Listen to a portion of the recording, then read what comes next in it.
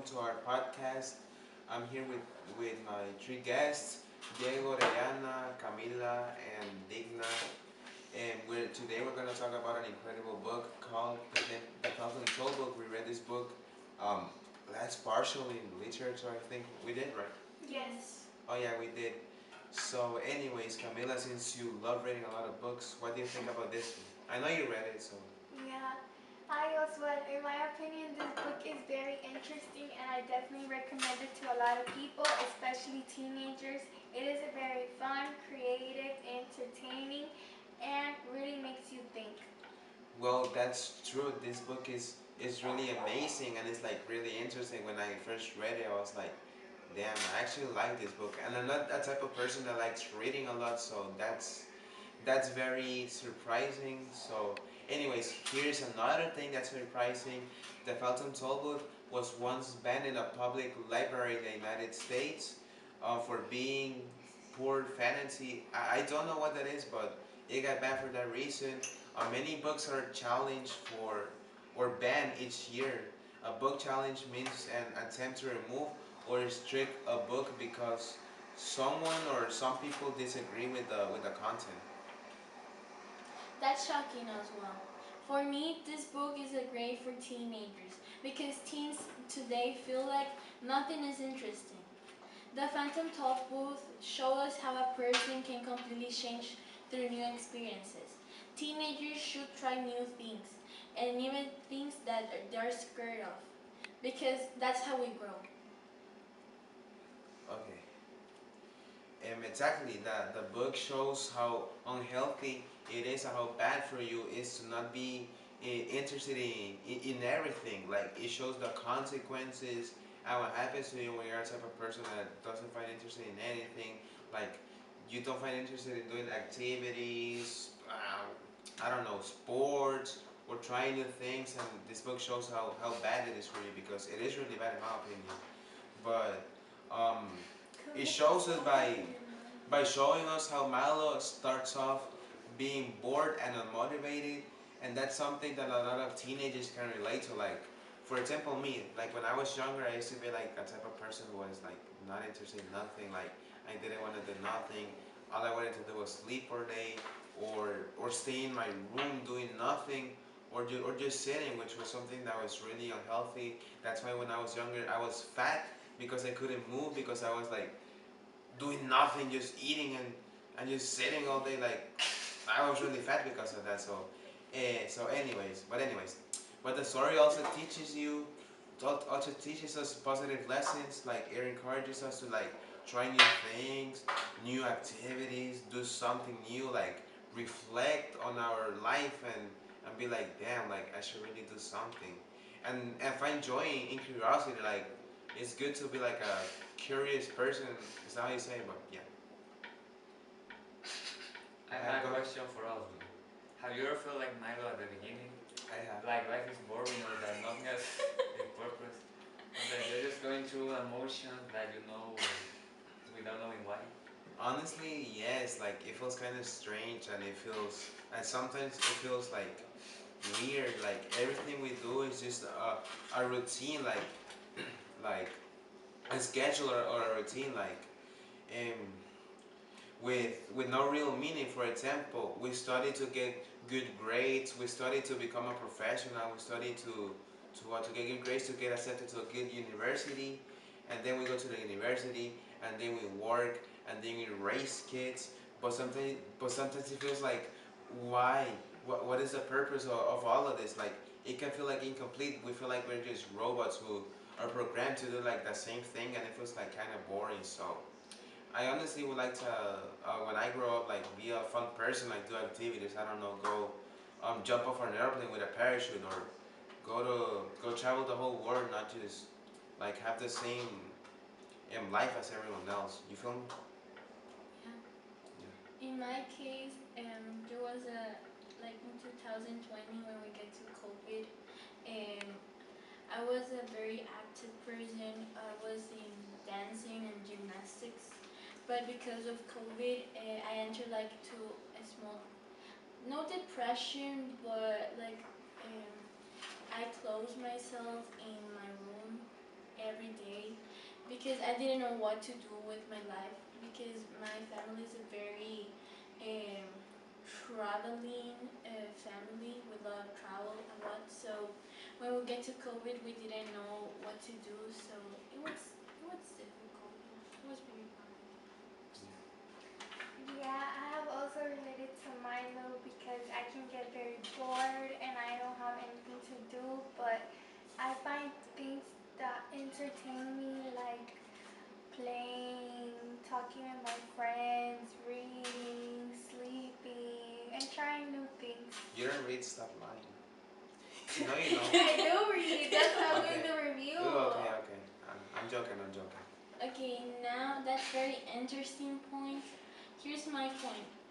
Life is not just fixed by purpose. You have to give a purpose to your life to create the new you and be very proud of you. Exactly, like you have to be like someone and do something with your life. Like you can't be like just sitting and doing nothing. Like it's bad for you. So yeah, I mean, Mm, I like that. Now talking more about the book, which place or part of the story was your favorite? My favorite place was Dictinopolis because everything there's made of numbers and I'm a big fan of math. Uy, yo no soy big fan of math, what the heck? Uy, no, it doesn't matter. ChatGPT está malo. ¿Para qué haré eso Cut. ahí? Otra vez, pregunta. Okay. ¿Cuál es otro lugar que fue ese Milo? O sea, dijiste que Ah, decía el de spelling, el de... No, tampoco me pero gusta. no Dictionary. está bien ahí. Ah, decía Dictionopolis, que es el de... No, ajá, decía Dictionopolis. No, entonces me vuelvo a decir que Dictionopolis is one of the interesting parts of the story, but in my case, like I don't like math. Ajá, eso me decía. Okay, Que okay. Dios me diga que a él sí le gusta. Okay. I like that. Now talking about the book, which place or part was your favorite? In my case, I think that the best part of the book is when Milo goes to Dictionopolis because everything is made of numbers, but in my case, I'm not a big math fan, but he had a lot of experiences visit there, so I will take Diego's opinion in here. In my opinion, my favorite place is Dictionopolis because I love letters and words. Thus, grammar is my favorite class. It's a place where language is powerful and important, you know. Not because I like letters more than numbers, but because the letters is the things that I most like in life, really. For me, I think that the place that I like the most in this book was definitely the castle in the air because that part was the most epic moment of the story, and I like a lot of things that are epic, where there's a lot of adventure and where it's like really fun. So I think that is my favorite part. And also when Ryan and Reason were trapped and Milo had to rescue them and do a whole bunch of things, and there was like a lot of action. It felt like a movie. So it's full of adventure and meaning, which is something that is like really important to me when like reading a story. I need to find it like I need to find like a meaning in it. You feel me? Mm-hmm. I know you have to find a Yes. meaning to it. Mm-hmm. Yeah. Interesting. I know. Thank you. Ken?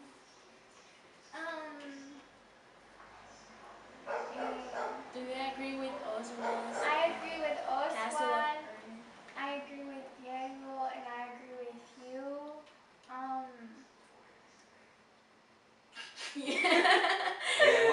Well, anyways, yeah, and we know you agree, but talking more about the book, what do you find like more interesting about the book? Like, what was your most interesting point? What was it? What was it? Tell me. The most interesting part, in my opinion, from the book was when Milo has to look for the two princesses that will save the old lady who was in the jail, stuck for over a million years. Yeah. Something that I found very interesting in the book was like in the part I think like on chapter 11, 12, 13. I don't remember, but it was a part where he goes to a place where they look like they were singing and they were playing like instruments where there was no sound. Yeah. Yeah, that was like I was like, Oh, yeah, what the yeah. hell? Yeah, it was like Yeah, so yeah. weird. Yeah, what about you, Diego? What is your favorite part? My favorite part of my favorite thing in the story. Yeah, what is it? My favorite thing of the story. Yeah, favorite part, doesn't matter, you say it. My favorite thing in the story is the transformation of Milo from being a moving guy to a guy that likes to make new adventures and have purposes and objectives in life. Yeah, that's a good one because like it was like very interesting to see like a person who was like really boring all the time. Like he didn't do nothing all day. He was just like me when I was younger. And and later he became like a person who wanted to do a lot of things. A person who was like really active, really chispas, how we say it in Spanish. And yeah. So what was your favorite part of the book? Talk. We're listening to you. You're being recorded. Or your favorite Sorry. opinion? What is your opinion? Yeah, go ahead. My opinion in this book is that I really think that this book can make us change our personality, the way that make us think what do we do in life, what is our goal for life, and what we're doing for us for the future we need.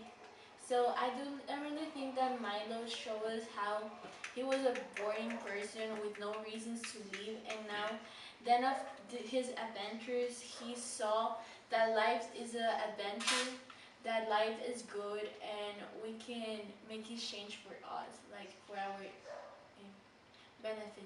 Yeah. And something that is really interesting is that like this is like really unexpected. Like Milo did not expect all of these like things to happen because like he was just like chilling in a normal day and then he received like a package I think and he oh yeah Tollbooth but a package. That's what I'm saying. And then I honestly I'm kind of surprised that he opened it because he was like so interested.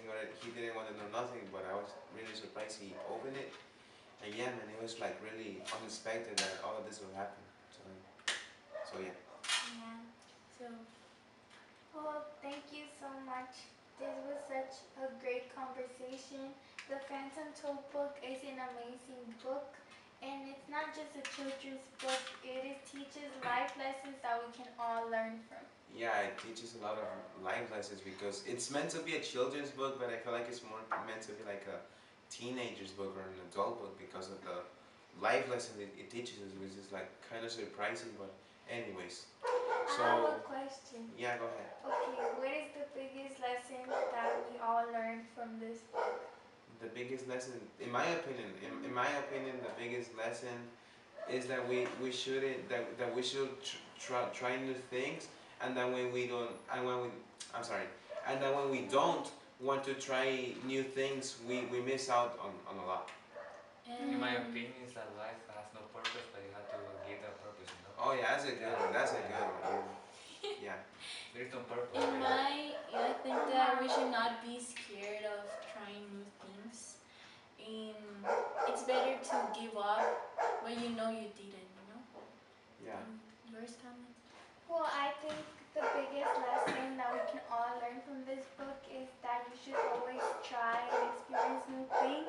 When you feel like you have nothing else to do in life, you can always find new methods and new understanding. I'm shaking my head. Anyways, for joining this amazing episode, and thanks to everyone. and thanks to everyone listening. Yes. Even if it's just like Mr. Montes listening, but anyway, thank you for We listening. love you, Mr. Love you, Montes. Hey, teacher. And remember, stay curious, try new things. Don't just be like sitting all day in your house and doing nothing. And don't let life become boring. So like, see you in the next episode. I mean, the next podcast. Don't show this to anyone. Hey, please.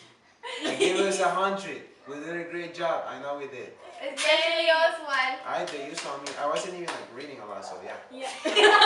Anyways, Bye, that's all. Mr. Montes. We Bye. love you. Bye.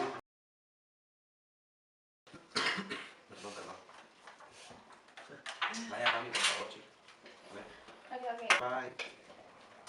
¿Y qué bueno? ¿Qué bien que Somos payasos. Ahí está, ya terminamos.